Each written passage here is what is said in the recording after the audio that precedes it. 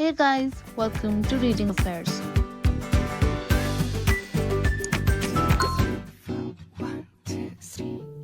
Chapter 3. Not all that Mrs. Bennet, however, with the assistance of her 5 daughters, could ask on the subject, was sufficient to draw from her husband any satisfactory description of Mr. Bingley. They attacked him in various ways, with barefaced questions, ingenious suppositions, and distant surmises. But he eluded the skill of them all, and they were at last obliged to accept the second-hand intelligence of their neighbour, Lady Lucas. Her report was highly favourable. Sir William had been delighted with him. He was quite young, wonderfully handsome, extremely agreeable, and, to crown the whole, he meant to be at the next assembly with a large party. Nothing could be more delightful.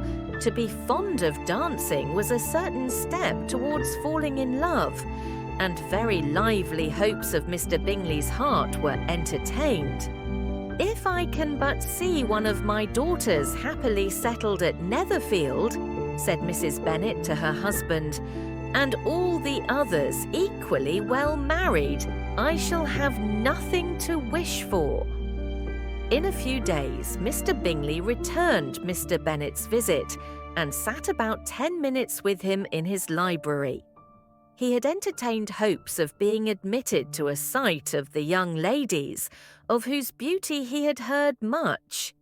But he saw only the father. The ladies were somewhat more fortunate, for they had the advantage of ascertaining from an upper window that he wore a blue coat and rode a black horse. An invitation to dinner was soon afterwards dispatched, and already had Mrs. Bennet planned the courses that were to do credit to her housekeeping, when an answer arrived which deferred it all. Mr. Bingley was obliged to be in town the following day, and consequently unable to accept the honour of their invitation, etc. Mrs. Bennet was quite disconcerted. She could not imagine what business he could have in town so soon after his arrival in Hertfordshire, and she began to fear that he might be always flying about from one place to another, and never settled at Netherfield as he ought to be. Lady Lucas quieted her fears a little by starting the idea of his being gone to London only to get a large party for the ball, and a report soon followed that Mr. Bingley was to bring 12 ladies and 7 gentlemen with him to the assembly. The girls grieved over such a number of ladies, but were comforted the day before the ball by hearing that instead of 12 he brought only 6 with him from London, his 5 sisters and a cousin. And when the party entered the assembly room, it consisted of only 5 altogether: Mr. Bingley, his 2 sisters, the husband of the eldest, and another young man. Mr. Bingley was good-looking and gentlemanlike. He had a pleasant countenance and easy, unaffected manners. His sisters were fine women with an air of decided fashion. His brother-in-law, Mr. Hurst, merely looked the gentleman, but his friend Mr. Darcy soon drew the attention of the room by his fine, tall person, handsome features, noble mien, and the report which was in general circulation within 5 minutes after his entrance of his having 10,000 a year. The gentleman pronounced him to be a fine figure of a man. The ladies declared he was much handsomer than Mr. Bingley, and he was looked at with great admiration for about half the evening, till his manners gave a disgust which turned the tide of his popularity. For he was discovered to be proud, to be above his company, and above being pleased. And not all his large estate in Derbyshire could then save him from having a most forbidding, disagreeable countenance, and being unworthy to be compared with his friend. Mr. Bingley had soon made himself acquainted with all the principal people in the room. He was lively and unreserved, danced every dance, was angry that the ball closed so early, and talked of giving one himself at Netherfield. Such amiable qualities must speak for themselves. What a contrast between him and his friend! Mr. Darcy danced only once with Mrs. Hurst and once with Miss Bingley, declined being introduced to any other lady, and spent the rest of the evening in walking about the room, speaking occasionally to one of his own party. His character was decided. He was the proudest, most disagreeable man in the world, and everybody hoped that he would never come there again. Amongst the most violent against him was Mrs. Bennet, whose dislike of his general behaviour was sharpened into particular resentment by his having slighted one of her daughters.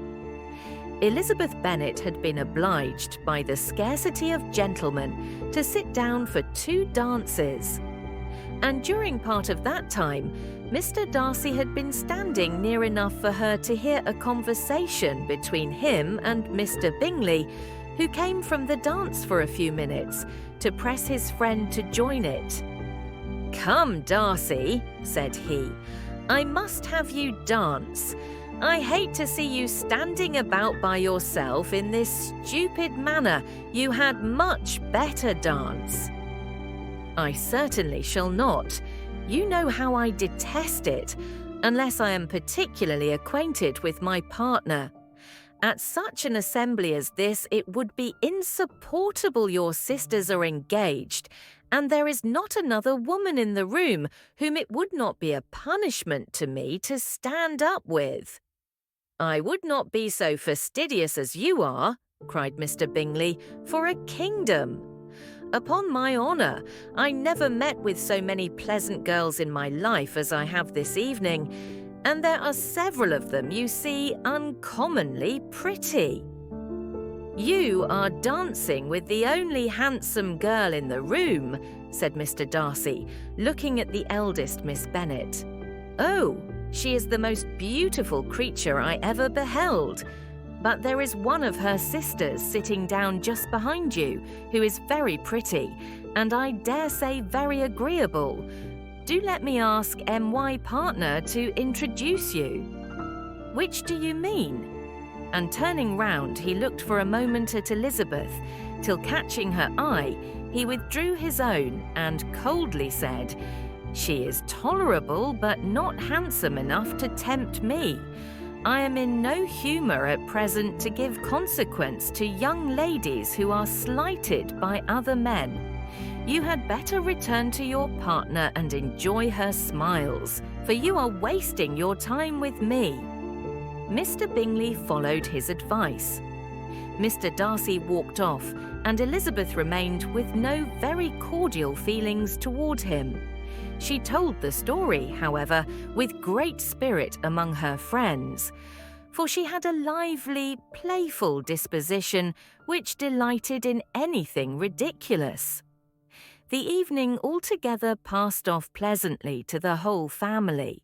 Mrs. Bennet had seen her eldest daughter much admired by the Netherfield party Mr. Bingley had danced with her twice, and she had been distinguished by his sisters. Jane was as much gratified by this as her mother could be, though in a quieter way Elizabeth felt Jane's pleasure.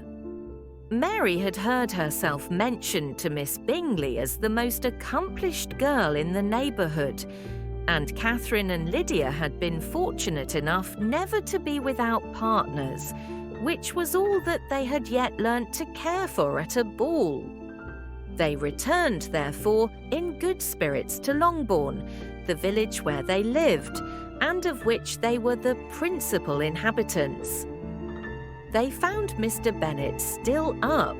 With a book he was regardless of time, and on the present occasion he had a good deal of curiosity as to the events of an evening which had raised such splendid expectations. He had rather hoped that his wife's views on the stranger would be disappointed, but he soon found out that he had a different story to hear. "Oh, my dear Mr. Bennet," as she entered the room, "we have had a most delightful evening, a most excellent ball. I wish you had been there. Jane was so admired, nothing could be like it. Everybody said how well she looked, and Mr. Bingley thought her quite beautiful and danced with her twice. Only think of that, my dear. He actually danced with her twice. And she was the only creature in the room that he asked a second time. First of all, he asked Miss Lucas I was so vexed to see him stand up with her. But, however, he did not admire her at all. Indeed, nobody can, you know, and he seemed quite struck with Jane as she was going down the dance. So he inquired who she was and got introduced and asked her for the two next. Then the two third he danced with Miss King, and the two fourth with Maria Lucas, and the two fifth with Jane again, and the two sixth with Lizzie and the Boulanger. If he had had any compassion for me, cried her husband impatiently, he would not have danced half so much. For God's sake, say no more of his partner's oath that he had sprained his ankle in the first place. Oh, my dear, I am quite delighted with him. He is so excessively handsome, and his sisters are charming women. I never in my life saw anything more elegant than their dresses. I dare say the lace upon Mrs. Hurst's gown." Here she was interrupted again. Mr. Bennet protested against any description of finery. She was therefore obliged to seek another branch of the subject, and related, with much bitterness of spirit and some exaggeration, the shocking rudeness of Mr. Darcy. "But I can assure you," she added, "that Lizzie does not lose much by not suiting his fancy, for he is a most disagreeable, horrid man, not at all worth pleasing, so high and so conceited that there was no enduring him. He walked here and he walked there, fancying himself so very great. Not handsome enough to dance with. I wish you had been there, my dear, to have given him one of your set-downs. I quite detest the man." Thank you for listening. Join me in next part, and don't forget to like, share and subscribe to Reading Affairs.